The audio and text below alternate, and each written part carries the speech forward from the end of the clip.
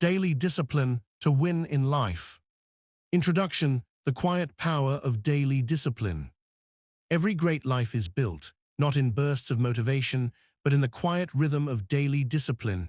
It's not what we do once in a while that shapes our destiny, it's what we do every day. As Aristotle said, we are what we repeatedly do.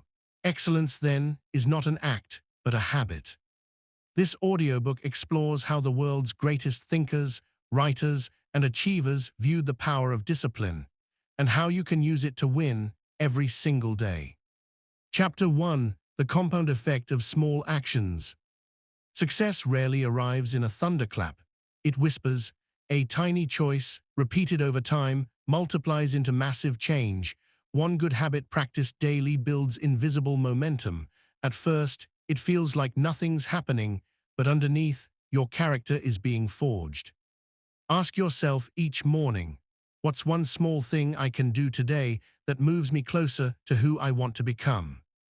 That's how winning begins, not in giant leaps, but in steady, deliberate steps.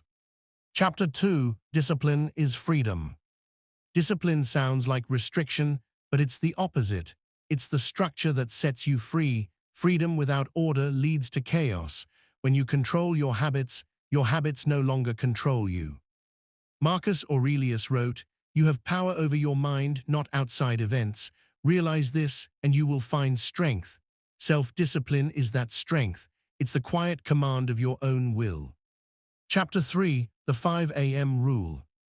The early hours hold magic. When the world is still asleep, the mind is clear, the heart is calm, and the spirit is awake. The 5 a.m. hour isn't about waking up early, it's about reclaiming your life before the world asks for it. In those early moments, focus on growth, move your body, feed your mind, nourish your soul. Discipline in the morning sets the tone for mastery all day long. Chapter 4: the Stoics' routine. The Stoics practiced discipline not as punishment, but as preparation. They train the mind to stay steady when life becomes unsteady.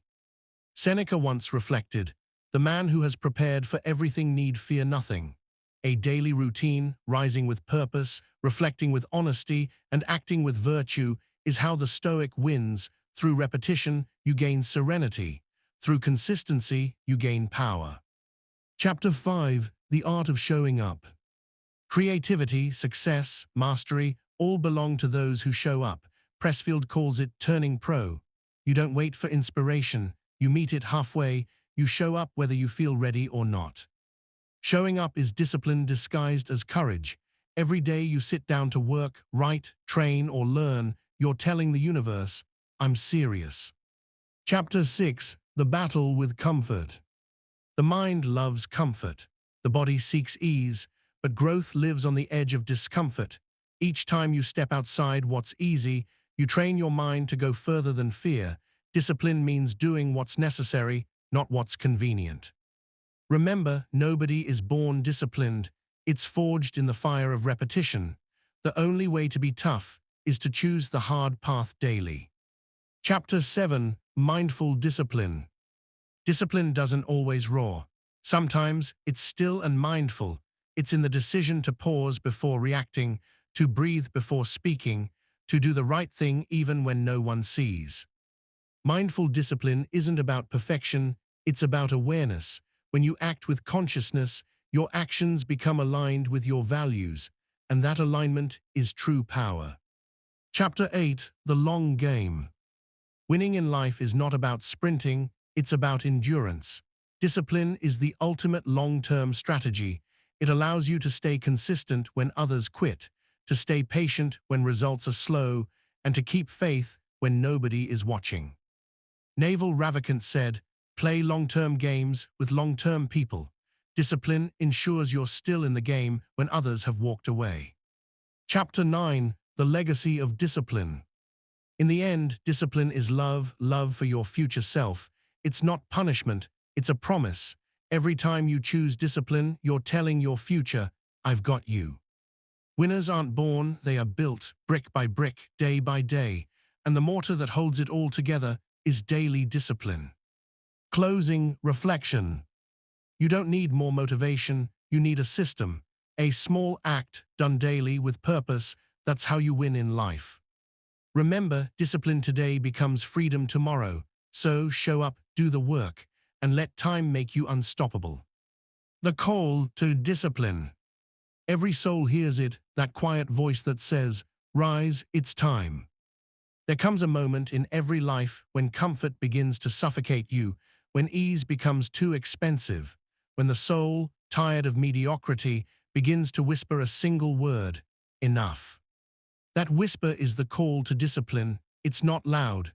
It's not dramatic. It's a sacred stirring, the moment your spirit realizes it was never meant for a life half-lived. Discipline isn't about control. It's about remembering who you truly are.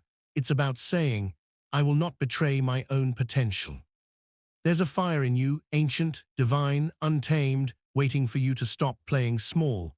But that fire doesn't roar on its own.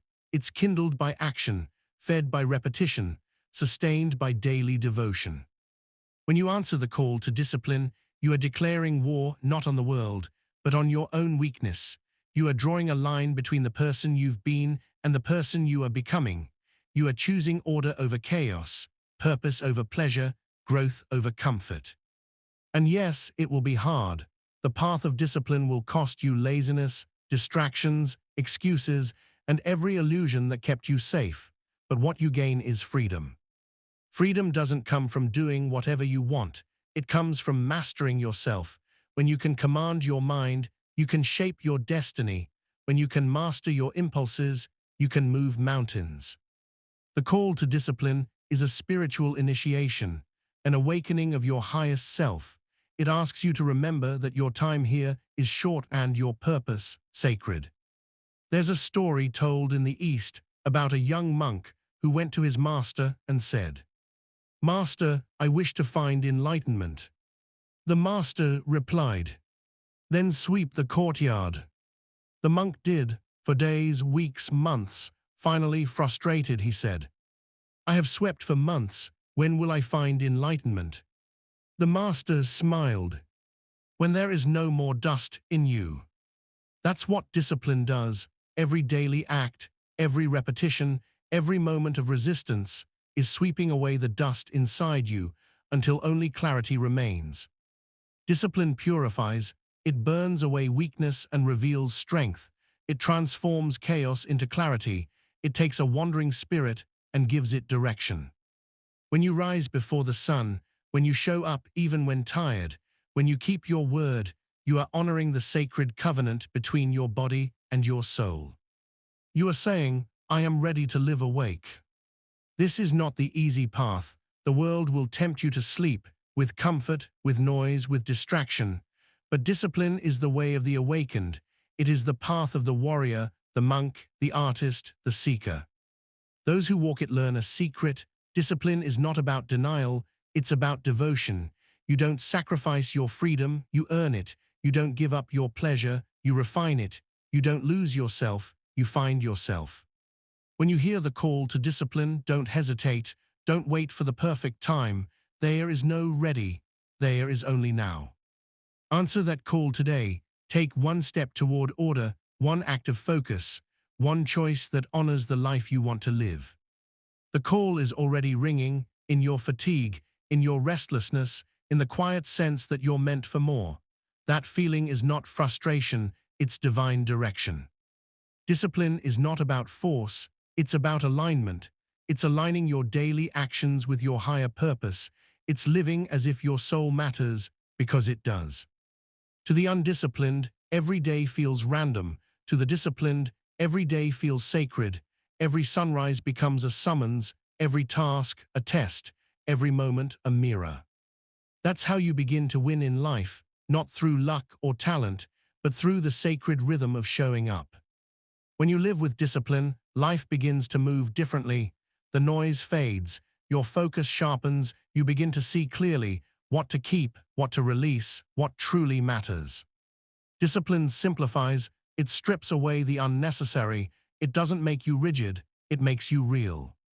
So hear this clearly, the call to discipline is a call to remember your greatness, to remember that your spirit was not made for comfort, but for conquest, not for ease, but for evolution.